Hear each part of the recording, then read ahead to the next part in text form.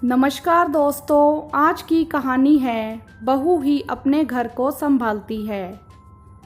भाभी कहाँ हो, जल्दी आओ, देखो यह साड़ी कैसी लग रही है। नीलम ने कहा, यह तो बहुत सुंदर है। आरती ने मुस्कुराते हुए जवाब दिया, यह आपके लिए है भाभी। मेरे लिए? कुछ दिन में शादी तुम्हारी होने वाली है, शॉपिंग तुम्हारी चल रही है और साड़ी तुम मेरे लिए लाई हो। आरती के परिवार में सास मीरा जी, पति राजेश, देवर दीपक और नंद नीलम हैं। मीरा जी के तीनों बच्चे बहुत छोटे थे, तभी उन्होंने अपने पति को खो दिया था। वह सरकारी नौकरी में कार्यरत थे, इसीलिए उनकी जगह मीरा जी को नौकरी मिल गई और उन्होंने ही अपने बच्चों का पालन पोषण किया। बड़े बेटे राजेश की शादी आरती से हो गई। आरती बहुत ही मिलनसार है, जल्दी ही घर में एडजस्ट हो गई। देवर और नंद दोनों ही अपनी भाभी से बहुत प्यार करते हैं। मीरा जी भी अपने ज़्यादातर कामों के लिए आरती को ही आवाज़ लगाती है। कुछ ही दिनों में आरती की लाडली नंद नीलम की शादी होने वाली है, इसीलिए आजकल जोरों से खरीदारी चल रही है। भाभी आप यह साड़ी रख लो, आप इसे मेरी हल्दी में पहनना। पर नीलम, पर वर कुछ नहीं भाभी, आप जल्दी रसोई में चलो और मुझे राजमा मसाला बनाना सिखा दो। आज रात का खाना मैं बनाऊंगी। अच्छा बाबा, ठीक है। रात को सब लोग खाने की टेबल पर बैठ गए। सबको पता था कि आजकल नीलम आरती भाभी से खाना बनाना सीख रही है। उसके मज़े लेने के लिए उसका भाई बोला, नीलम जरा पेट की दवाई तो ले आना, आज खाना तुमने बनाया है, पेट खराब होना तो बनता ही है। और यह रोटी हाथ से टूट जाएगी या चाकू से काटनी पड़ेगी। क्या भैया आप भी? नीलम ने चिढ़ते हुए जवाब दिया। भैया क्यों तंग कर रहे हो मेरी छोटी सी बहन को? आरती ने नीलम को गले लगाते हुए कहा। हाँ भाभी, आपकी तो लाडली है। अपने परिवार को ऐसे हंसता खेलता देख मीरा जी बैठी बैठी मुस्कुरा रही थी। तभी आरती ने उनके कंधे पर हाथ रखा। माँ क्या हुआ, खाना खा लीजिए। सब ने बड़े प्यार से खाना खाया। नीलम की शादी का दिन आ गया। बड़ी धूमधाम से मीरा जी ने अपनी बेटी को विदा किया। शादी के बाद आरती ने ही बड़े अच्छे से सारे घर को संभाला और अपनी तरफ से अच्छी कोशिश कर सभी रिश्तेदारों को खुशी खुशी विदा किया। अगले दिन नीलम पग फेरे की रस्म के लिए आई। भाभी ने अपनी नंद और उसके परिवार के लिए कई प्रकार के व्यंजन बनाए। सब लोग एक साथ खाना खा रहे थे। दीपक ने बोला, मैं आप सबको एक खुशखबरी देना चाहता हूँ। क्या बात है साले साहिब, आपने भी अपने लिए लड़की पसंद कर ली क्या? अरे नहीं जीजू, बहुत ही बढ़िया कंपनी में मुझे नौकरी मिल गई है और कल से मुझे ज्वाइन करना है। आज शाम को ही कंपनी वालों का फ़ोन आया। 10 दिन पहले ही इंटरव्यू देकर आया था। कल से मुझे बुलाया है। सब बहुत खुश हुए। मीरा जी अपनी कुर्सी से उठी और दीपक को गले लगा लिया। ऐसा लग रहा है जैसे आज मेरे तीनों बच्चे कामयाब हो गए हैं। मेरी उम्र भी मेरे बच्चों को लग जाए, तुम्हें दुनिया की सारी खुशियाँ मिलें। खूब तरक्की करो बेटा। माँ आपका आशीर्वाद है तो हम बच्चों को किस बात की फिक्र। आरती ने मिठाई से सबका मुंह मीठा कराया। अगले दिन सुबह, भाभी जल्दी करो, मुझे लेट हो रहा है।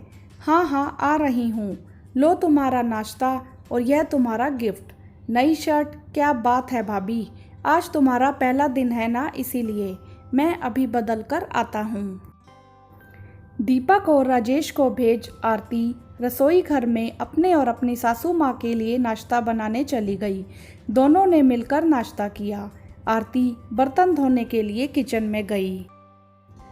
तभी फ़ोन बजा। मीरा जी ने देखा तो दीपक का फ़ोन था। हेलो, पहुँच गया बेटा ऑफिस। यह जिनका फ़ोन है उनका एक्सीडेंट हो गया है, हम सरकारी अस्पताल जा रहे हैं, आप जल्दी आ जाइए।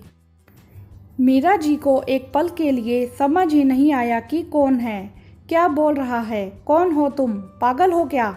जी मैं उन्हीं की बात कर रहा हूँ, उनका बहुत खून बह रहा है, आप जल्दी आइए, हम अस्पताल जा रहे हैं। मीरा जी को अपने दिल की धड़कन बाहर सुनाई दे रही थी। अपने मन को समझा रही थी कि मैं कोई सपना देख रही हूँ, ऐसे ही कोई फालतू का फ़ोन है। मेरा बेटा तो अब तक नौकरी पर पहुँच गया होगा। फ़ोन पर ही शोर मचाने लगी, कहाँ है मेरा बेटा? कौन हो तुम? मेरा दीपक कहाँ है? मीरा जी की आवाज़ सुन आरती भागती हुई आई। उनके हाथ से फ़ोन पकड़ा तो फ़ोन कट चुका था। क्या हुआ माँ? पता नहीं कौन था, कह रहा था कि दीपक का एक्सीडेंट हो गया है। आरती और मीरा जी दोनों अस्पताल की तरफ भागे। वहां पहुंचते ही उनकी नज़र चारों तरफ दीपक को ढूंढ रही थी। मन की घबराहट इस कदर बढ़ चुकी थी कि दोनों चीखकर पूरे अस्पताल में दीपक को ढूंढ रही थी। कुछ ही देर में पता चला कि माँ का वह लाडला बेटा तो दुनिया छोड़कर जा चुका है। मीरा जी तो वहीं बेहोश हो गई। जिस माँ ने अपना जवान बेटा खो दिया, उसके दर्द का अंदाजा कोई नहीं लगा सकता। आरती ने मीरा जी को संभाला और राजेश को वहाँ बुला लिया। दीपक को तो वे सदा के लिए भगवान के घर छोड़ आए, लेकिन हंसता खेलता परिवार बिखर गया। ऐसा लग रहा था मानो वक्त कहीं रुक सा गया है। बड़ा भाई राजेश अपने काम पर नहीं जा पा रहा था। छोटी बहन नीलम अपने भाई की हंसी ठिठोली की आस लगाए बैठी थी। माँ का सदमा तो इस कदर था कि वह घर घर जा पूछ रही थी, मेरा दीपक आया है? ऐसे समय में आरती अपने आंखों के आंसू पोंछकर अपने परिवार को संभालने में लगी थी। वक्त बीतने के साथ साथ नीलम अपने ससुराल में व्यस्त हो गई और राजेश अपने काम में। पर माँ आज भी अपने बेटे के लौटने की आस लगाए बैठी थी। आरती हर वक्त मीरा जी को सहारा देने की हर मुमकिन कोशिश करती। कुछ समय के बाद आरती ने एक बेटे को जन्म दिया। आरती बच्चे को संभालने में हर जगह गलती करती ताकि मीरा जी उसे सुधारें। वह उन नन्ही किलकारियों में व्यस्त रहें। बढ़ते नन्हे कदमों ने घर का माहौल बदल दिया।